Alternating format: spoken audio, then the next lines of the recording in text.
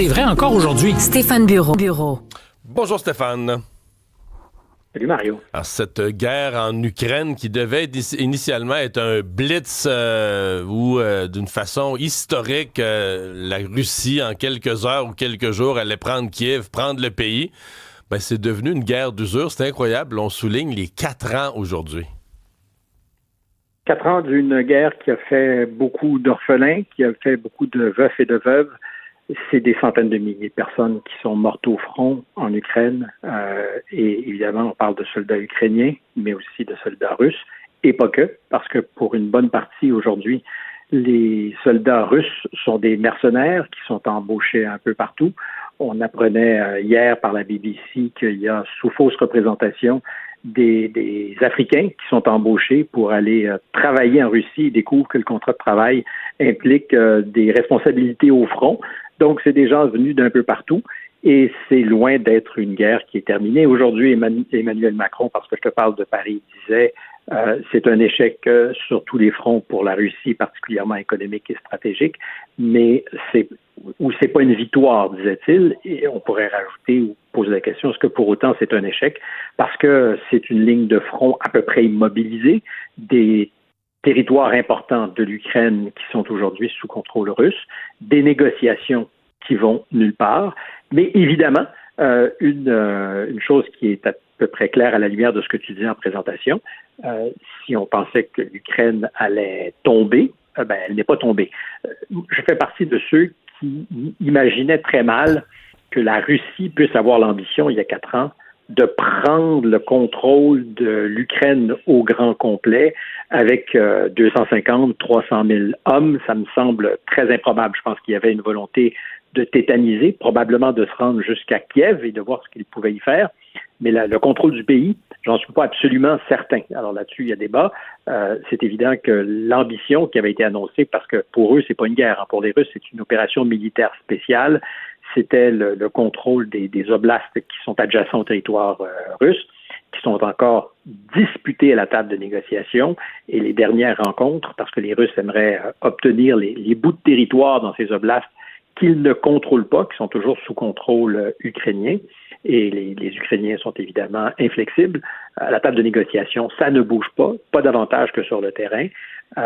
On dit la Russie est en train de perdre sur le fond cette guerre parce qu'il y a, et c'est vrai, une usure économique. L'économie russe est beaucoup mobilisée par l'effort de guerre. C'est 30-40% de l'activité économique qui est consacrée à cette guerre. Le fonds souverain des Russes font comme peau de chagrin parce qu'on a utilisé ces milliards qui avaient été mis de côté pour épauler les entreprises qui sont dans cet effort de guerre. Je le disais, on recrute et à fort prix des gens pour faire la guerre. Tout ça, évidemment, n'annonce pas des lendemains rayonnants pour la Russie, mais ça fait 4 ans aussi qu'on annonce son effondrement, que ce soit le fait de sanctions économiques ou simplement de l'usure, parce que c'est une hémorragie sur les forces vives de son économie. Je pense qu'on n'y est pas encore tout à fait, mais c'est très, très, très coûteux pour la Russie, qui, pour l'instant, tient le coup, mais n'a pas réussi non plus à obtenir ce qu'elle voulait, ni à la table de négociation, ni encore sur le terrain, alors qu'à Kiev, il y a la réunion des volontaires qui souligne ces 4 ans et qui fait la démonstration que l'Ukraine a su tenir le coup et changer la manière radicalement de faire la guerre. Mais Stéphane, pour les gens qui nous écoutent, il y a une impression, mettons, au moins que depuis que Trump est en place, là, depuis presque 1 an, c'est toujours sur le point de se terminer, qu'il y a des négociations qui sont en cours. À un moment donné, les négociations, je pense que c'était rendu au Moyen-Orient, si tu es à Abu Dhabi ou peu importe. Mais je veux dire, le point, c'est que il y a toujours un processus, puis une rencontre, puis une réunion, puis un émissaire qui est envoyé. Mais bon, on souligne les 4 ans aujourd'hui, puis on a l'impression qu'on est... Est-ce qu'on s'approche vraiment? Est-ce que tout ça est une immense illusion? Est-ce qu'on approche d'une fin de guerre? Alors, j'aimerais être capable d'avoir une certitude là-dessus. La semaine dernière, la dernière ronde de négociations, c'était à Genève. D'ailleurs, c'était des négociations parallèles pour Kushner et Witkoff, avec d'un côté l'Ukraine et les Russes et de l'autre l'Iran. ça se passait de façon concomitante et dans la même ville. Aucun résultat pour ce qu'on en comprend. Les Russes ont dit que c'était une atmosphère de travail satisfaisante, mais peu de progrès. Les Ukrainiens ont dit on a réussi à se parler, mais pour autant, il n'y a pas d'avancée substantielle sur les garanties de sécurité pour l'Ukraine, parce que l'Ukraine ne voudra jamais, et on peut le comprendre, dire on s'entend sans qu'on garantisse derrière la sécurité. On leur avait promis en 1994, quand l'Ukraine a remis ses armes nucléaires, et les Américains, les Anglais, les Russes étaient les garants de cette sécurité. Alors, les Russes, évidemment, n'ont pas respecté leur signature là-dessus, puis les Américains et les Anglais ont fait ce qu'ils pouvaient, mais ils sont certainement pas en guerre aujourd'hui contre la Russie au nom de ces engagements de protection de l'Ukraine. Donc, est-ce qu'on est proche? Réponse non, je ne pense pas qu'on soit proche. C'est vraiment une guerre d'attrition. Qui est le plus capable de maintenir l'effort, sachant que les Ukrainiens n'ont pas le même appui militaire des Américains qu'ils avaient il y a un an.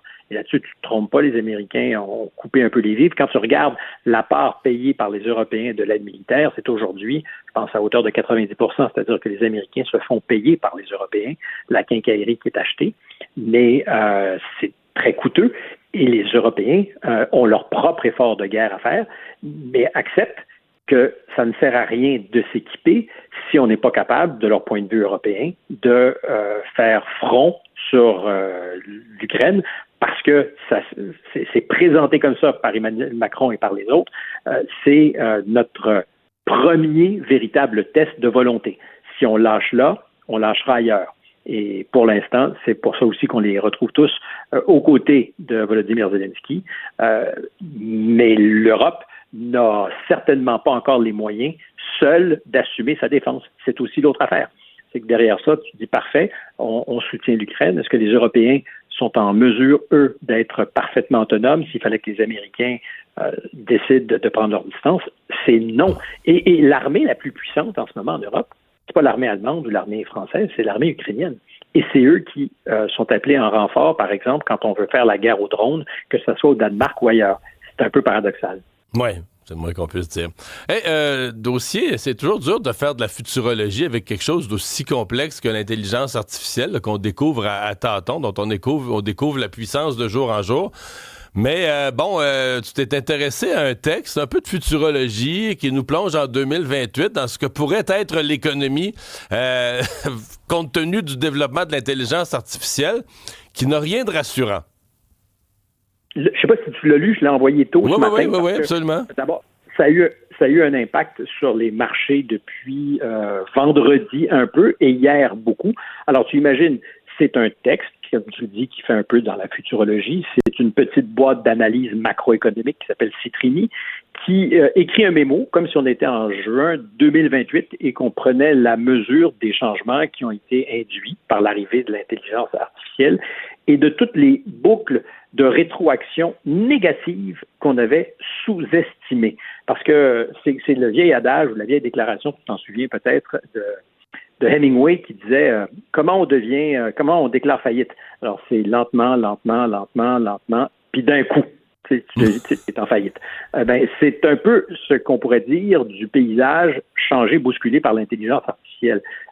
Combien de temps avant que nos économies en soient profondément affectées? Puis là, je parle évidemment de l'impact sur l'emploi. Ça fait des années, on dit, il y a des cols bleus, des cols blancs qui vont être menacés. Les cols bleus l'ont été par la mondialisation. En 20 ans, il y a eu une transition. Et là, c'est disruptif extraordinairement rapidement. Et on le voit, la part de l'emploi dans nos produits intérieurs bruts est en train de s'effondrer. Et c'est donc quelqu'un qui, en juin 2028, prend la mesure de ce qui s'est passé. 2026, on était encore super enthousiaste. Il y a eu une petite remontée des marchés boursiers. On a atteint le sommet en octobre 2026. L'intelligence artificielle était un accélérateur de profit pour les entreprises, jusqu'à ce que, pour la plupart des entreprises, on découvre que si tu veux faire des profits, il faut qu'il y ait des gens pour acheter des choses, des produits. Et que si tu te retrouves avec un taux de chômage, dans leur cas de figure, à 10,2 % de gens qui gagnaient très bien leur vie et qui peinent à la regagner dans l'économie demain avec des demi, des tiers de salaire, ça finit par avoir un impact. Et ce qu'on n'a jamais parfaitement mesuré, c'est à quel point l'intelligence artificielle est un arbitre de la friction. Tu sais, l'arbitrage, c'est quand, par exemple, tu as quelqu'un qui dit « Ah, telle action, elle se vend en Angleterre 3 pence de plus qu'à New York. Donc, il y a un petit arbitrage, on peut aller chercher une marge de profit sur la même action. » Mais aujourd'hui, l'intelligence artificielle a fait ça sur tous les fronts en temps réel. Tu veux acheter quelque chose, ta psyché ne peut plus être manipulé par le marketing. Si tu dis à ton agent, à ton intelligence artificielle, trouve-moi le meilleur deal pour m'acheter des espadrilles Adidas, il n'y a pas de chance que ça soit un coût qui dépasse ton entendement parce que ce jour-là, la boîte était belle, parce que le packaging était le fun, parce que la toune était bonne dans le magasin. Ton agent va passer 24/7 à chercher le meilleur deal. Mais si tu fais ça, il n'y a plus de friction et tu te retrouves dans un monde où tu peux éliminer d'abord des intermédiaires et tu peux surtout arriver à faire en sorte que tu es toujours dans un rendement optimal. Et l'exemple qu'il donne est assez marrant. C'est tous les abonnements qu'on a dans nos vies qui sont renouvelés automatiquement sans qu'on s'en rende compte. Alors, un agent, un robot qui travaille pour toi, lui est capable de te dire à temps réel, si tu fais avoir pour 250$ par mois parce que tu fais pas de ménage dans tes choses. Tu me diras, c'est rien. Mais applique ça à tout et tu diras, c'est vrai que peut-être qu'une partie de nos économies dépend de dépenses qui ne sont pas justifiées. Aux États-Unis, 70% du produit intérieur brut est le fait de la consommation. Fait diminuer ça de 10 ou 15% parce que soudainement, dans 18 mois, il y a un chômage induit et plus encore des entreprises qui sont dans la course nucléaire vers le meilleur outil d'intelligence artificielle pour réduire tes coûts d'emploi et donc continuellement investi dans l'IA, mais pas dans le personnel, tu te retrouves dans un scénario qui est le leur, c'est-à-dire juin 2028, où la fin du monde n'est pas arrivée, mais les marchés sont en déprime, il y a un chômage chronique et on n'a pas collectivement anticipé l'affaire. Comment redistribue-t-on les ressources? Et qui taxe-t-on? Si ton entreprise ou toutes les entreprises dans un an ou dans 2 sont beaucoup plus performantes parce qu'ils utilisent l'intelligence artificielle, est-ce qu'on taxe l'intelligence artificielle qui aura remplacé des centaines de milliers de travailleurs? Est-ce qu'on taxe les robots? Pour l'instant, c'est une question qui ne se pose pas. Eux la posent. C'est de la science-fiction, mais elle a eu de l'impact sur les marchés hier et je fais le pari que ça sera vrai ce matin. Non, mais ça pose vraiment des questions. Une récession induite par l'IA, on dirait qu'on ne voit pas ça présentement. Hey, merci Stéphane.